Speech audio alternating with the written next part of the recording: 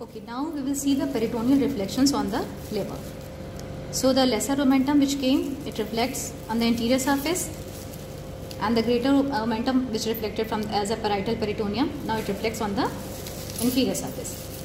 But what happens, the liver is almost covered by peritoneum, but as it reaches the posterior surface, this is the posterior surface and this is the inferior vena cava running on the groove of the posterior surface. This is the superior part, this is the inferior part, the right side and the left side.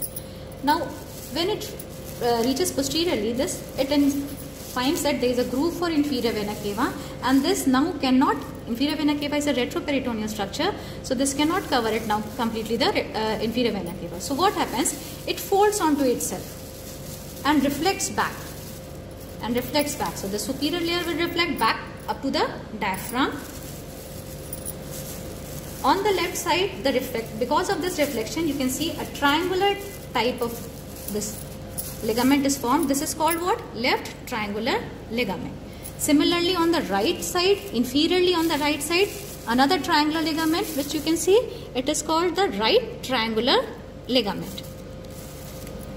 Now superiorly, the right triangular ligament, you can see it fans out to form two layers of coronary ligament. So the coronary ligament has a superior leaf and an inferior leaf. This is the coronary ligament. So this is the coronary ligament which has a superior leaf of coronary ligament and an inferior leaf of coronary ligament. And this is the right triangular ligament, and here we have the left triangular ligament. Now this portion which is not covered by peritoneum and related to this inferior vena cava, this is known as the bare area of liver. इसके पास कपड़ा नहीं है, so this is bare area of liver. It is related directly to the posterior abdominal wall. Now there is a bare area in the stomach also, which I would like to deal immediately now only. Let us put this like this. So we have a bare area in stomach also. Where is the bare area in stomach? We have seen the greater omentum attached here, the lesser omentum attached here. Basically, if you see, the stomach is located somewhat like this. The stomach is located like this. The fundus area is not related to the liver anteriorly. It is not related to the liver anteriorly. So posterior to this fundus area, what happens? The layer of peritoneum, there is a triangular bare area. There is a triangular bare area. The peritoneal membrane which was covering, it reflects here what? Up to the spleen and forms gastrosplenic ligament. Here it reflects up to the spleen and forms gastrosplenic ligament. And this side it reflects onto the diaphragm and forms gastrophrenic ligament. If you remember, we have seen that the dorsal mesogastrium forms greater omentum, gastrosplenic ligament and gastrophrenic ligament. So this creates a triangular bare area on the posterior surface of the fundus of stomach. Now, let us come back. There is another ligament, another folding. It is not completely folded. There is another folding here on the superior surface of the liver and on the anterior surface of the liver. Superior surface, it reaches up to the diaphragm and then it diverges on both the sides. Anterior surface, it reaches up to the anterior abdominal wall and this up to the level of umbilicus. So how is this such a long ligament formed from a liver up to the umbilicus? This ligament is called what? Falciform ligament. Where does it connect? Superior surface and anterior surface of liver up to where? Up to the diaphragm above and anterior abdominal wall anteriorly up to the level of umbilicus. Now let us see how is it formed. For the formation, we'll have to go through a little bit of embryology. Yes, we have seen. Okay, start. Now, if you remember fetal circulation, in fetus, what happens? There is one umbilical vein and two umbilical arteries. The umbilical vein brings the oxygenated blood. So, from the umbilicus, the left umbilical vein brings the oxygenated blood. इस oxygenated blood को कहाँ जाना है? जाना है heart तक. Heart तक पहुँचने का कैसे रहेगा रास्ता? Via inferior vena cava.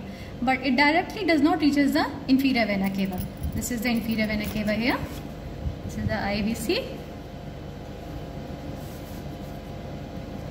So the oxygenated blood coming through left umbilical vein, it reaches the left branch of portal vein. This is portal vein in the liver.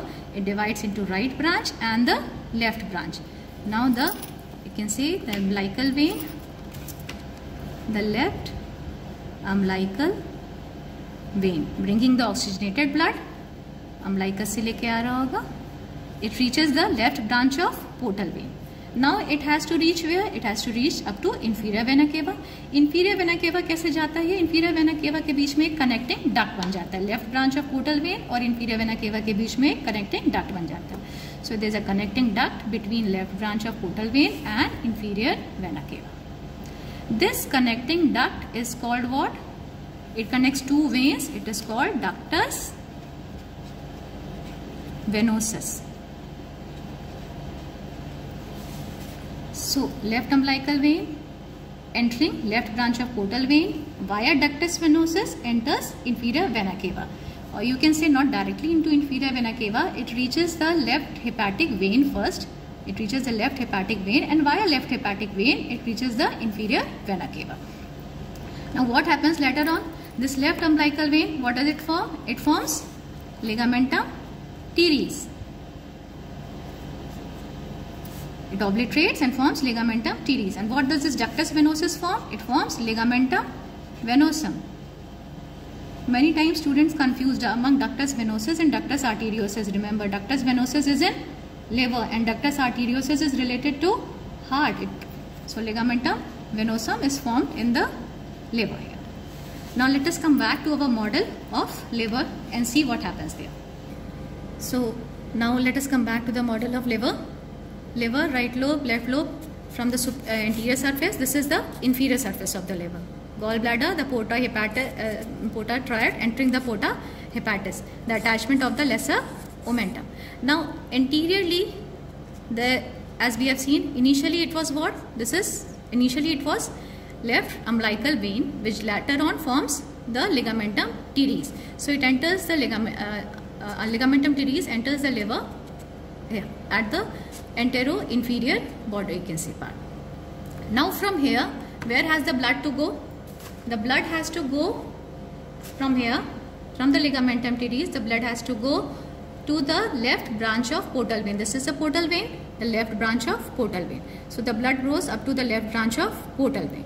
From this left branch of portal vein, now a duct, which was the duct? Ductus venosus, later on forming ligamentum venosum. So this is called groove for ligamentum venosum, around which we have attachment of lesser omentum. So from here, the ductus venosus or the ligamentum venosum goes back up to what? Where has it to go? Hamara inferior vena cava gir gaya. Okay. Now it goes back. It has to reach where? Up to the inferior vena cava. So this from the ligamentum teres up to the left branch of portal vein, then ligamentum venosum running back. So this forms a groove for ligamentum venosum and entering the inferior vena cava. So posteriorly, if you see, we had left triangular ligament, right triangular ligament, superior layer of coronary ligament, inferior layer of coronary ligament, and this is what? This is the attachment for ligamentum venosus or the groove for ligamentum venosum.